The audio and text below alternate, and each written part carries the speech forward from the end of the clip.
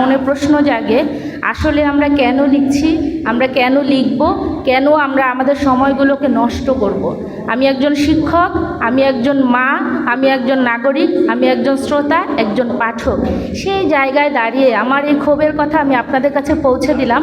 আপনারা যারা লিখছেন, যারা বই বের করছেন, আপনাদের কাছে আমার বিনীত অনুরোধ, শিশুদের জন্য ভালো বিষয় নির্বাচন করুন।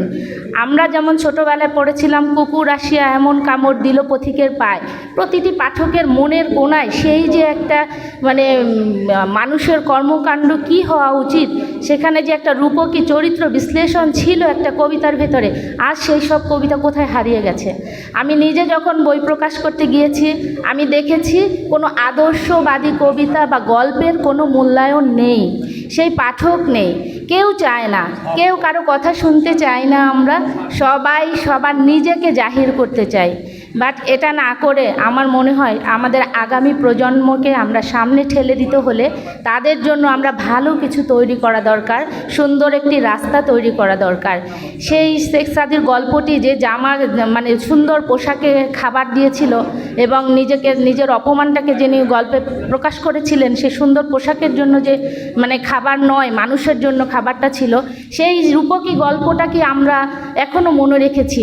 আমরা মনে রেখেছি সেই চরিত্রটি যেটা অনেক দিন পরে এক দোকানদার, তার কাছে ভারপ্রাপ্ত ছিল, সে অনেকগুলো দোকানে মালিক হওয়া সত্ত্বেও অনেক বছর পরে সে দোকান তাকে ফিরিয়ে দিয়েছিল। এই যে সততার মোড়কে লাগানো সেই চরিত্রগুলো আজ হারিয়ে গেছে।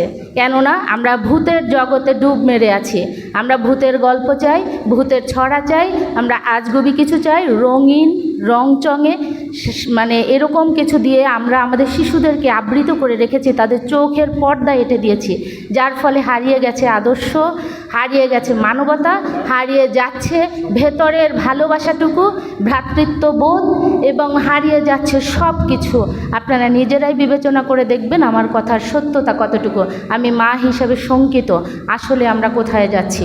আমি জাতির একজন অংশীদার হিসেবে শঙ্কিত, আসলে আমরা কোথায় যাচ্ছি। তাহলে এই সাহিত্য চর্চার মানে কি? যে কবিতা কাউকে আন্দোলিত করে না, যাচ্ছ কোথা চাংরি পোতা, এই কবিতা দিয়ে আমি কি শেখাচ্ছি আমার শিশুকে? আমি একজন শিক্ষক হিসেবে খুবই মানে বিব্রতকর পরিস্থিতিতে পড়ছি। আমার মনে হয় বিষয় নির্বাচনের ক্ষেত্রে আমাদের সবার সচেতন হওয়া উচিত।